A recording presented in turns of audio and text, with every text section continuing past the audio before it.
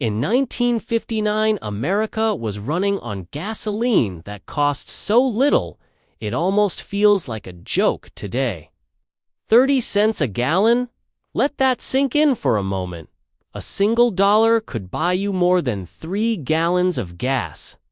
$5 filled most cars from empty to full, and $10 could take a family across an entire state. Today, that same $10 bill barely lifts your gas needle off the bottom. But in 1959, it felt powerful. It felt like freedom. It felt like mobility at a price the world would never see again. So let's go back. Close your eyes and imagine this. It's the summer of 1959. The air smells like cut grass and warm pavement. Elvis Presley is on the radio. Cars are long, wide, and made of steel. Chevys, Buicks, Fords with fins that looked like something out of science fiction. Gas stations were everywhere. Small family-owned places with 2 pumps. A Coke machine out front, and a mechanic who knew everyone by name.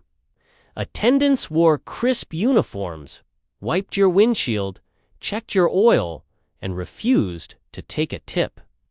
It was a different world, warmer, simpler, and unbelievably cheap to keep moving. You pull into a station, the bell rings as your tires cross the black rubber air hose. Ding, ding. The attendant walks out smiling. "Fill up," he asks. You say yes, and he fills your tank with 30-cent gasoline while you sit comfortably inside the car. You don't get out. You don't swipe a card. You don't check a screen. He handles everything, and you pay in cash. Instead of $30, $50, or $90 like today, he hands you a receipt for $3, maybe $4, maybe $5 if your tank was big. The number shocks us now. Back then, it barely registered.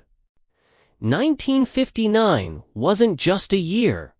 It was a feeling of prices that made sense, and gasoline tells the story better than anything else.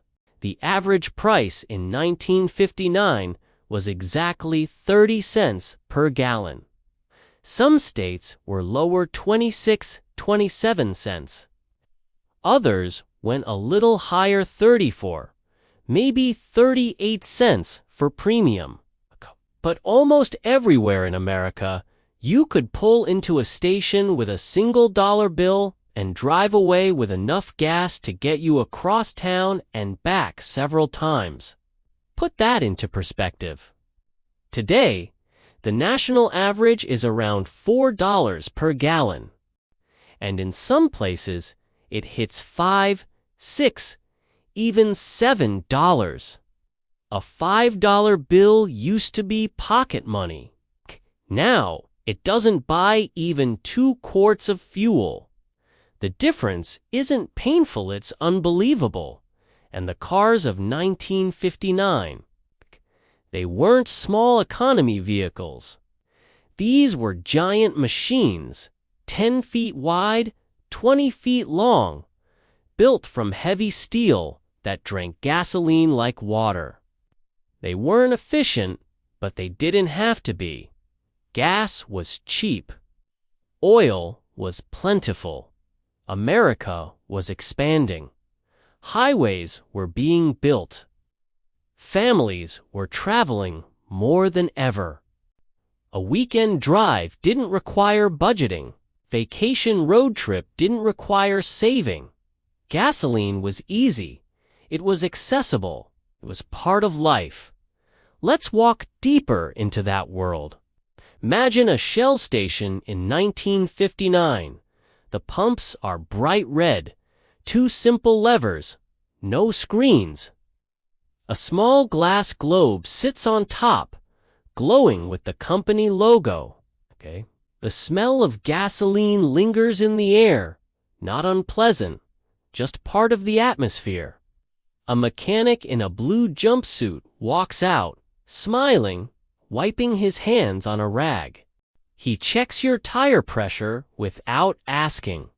He pops your hood and checks the oil. He cleans your windshield with a long-handled squeegee.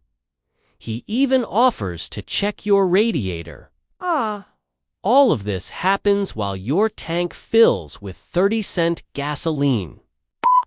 And here's the part older viewers remember: the free stuff. Gas stations in the 1950s gave away dishes, glasses, maps, toys, and promotional items just for buying gas. You didn't need reward points, okay? You didn't need an app. You didn't need a loyalty card, okay? You just pulled in, bought fuel, and left with something extra. Kids loved it. Parents appreciated it. And gas companies competed fiercely to win your loyalty.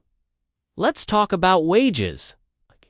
In 1959, the average American salary was about $5,000 per year. Ken, it sounds tiny today, okay? But adjusting for inflation, that's around $52,000 in today's money, very similar to modern earnings. The difference wasn't income, it was cost of living. In 1959, gas ate only a tiny fraction of your paycheck. Commute didn't drain your wallet. Travel wasn't a luxury. Cars weren't parked at home just to avoid burning fuel. Let's do a comparison right now. A typical car in 1959 held around 18 gallons of gas. At 30 cents a gallon, filling that tank cost 18 gallons times 30 cents equals $5.40. Today, the same size tank costs $70 to $80 to fill. That's a 15-fold increase. Let's go even further. The minimum wage in 1959 was exactly $1 per hour. Think about that. 1 hour of work bought you 3 gallons of gas. 3 gallons. Today, in many states, 1 hour of minimum wage barely buys a single gallon. The ratio changed dramatically, and people felt it. Now let's go through the price shocks one by one. In 1959, gasoline was 30 cents. By 1979, it was 90 cents. By 1981, it crossed $1.30. By 2008, it hit $4. Today, it hovers between $4 and $6. The jump happened slowly at first, then all at once. The world changed. Oil became political. Foreign conflicts affected supply. Cars changed. Regulations changed. Taxes changed. And suddenly, something that once felt infinite began to feel scarce. But 1959 wasn't just about numbers. It was about a feeling. Feeling older viewers will recognize immediately. It was the era of Sunday drives.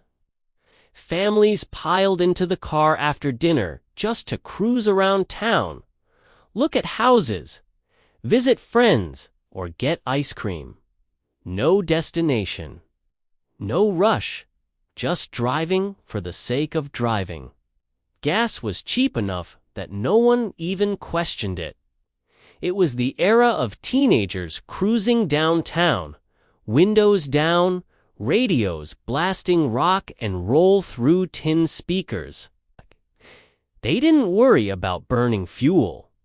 50 cents bought an entire night of driving. It was the era when gas stations gave directions, fixed flat tires for free, and handed out paper maps that unfolded like treasure charts. People weren't staring at GPS screens, they were navigating with their brains. It was the era when you paid with cash, folded neatly inside your wallet. Coins clinked softly as the attendant counted out change, and no one ever rushed you.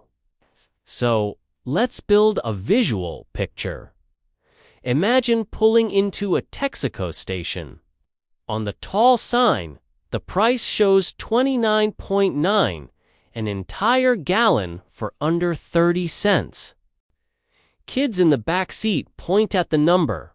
Dad hands the attendant $3. The tank fills completely. The windshield gets washed. The oil gets checked. A glass bottle of Coca-Cola costs 10 cents inside the cooler by the door. The sun is setting. The air smells like summer.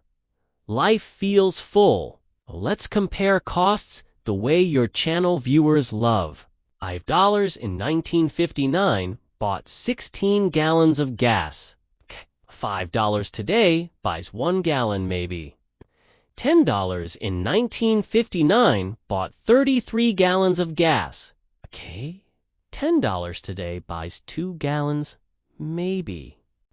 $100 in 1959 bought a staggering 330 gallons of gas. $100 today buys 20 to 25 gallons. The difference is staggering. And for older Americans, these aren't abstract numbers. They're memories. Memories of cross-country road trips. Memories of family picnics. Memories of the first car they filled with gas. Memories of stopping at stations that no longer exist. Let's talk inflation comparison. 30 cents in 1959 equals around $3 today when adjusted. And yet, gasoline today costs $4, $5, or even $6. So gasoline did not follow inflation, it beat inflation. It outpaced it. Why? Several reasons. Oil became geopolitical. Laws changed.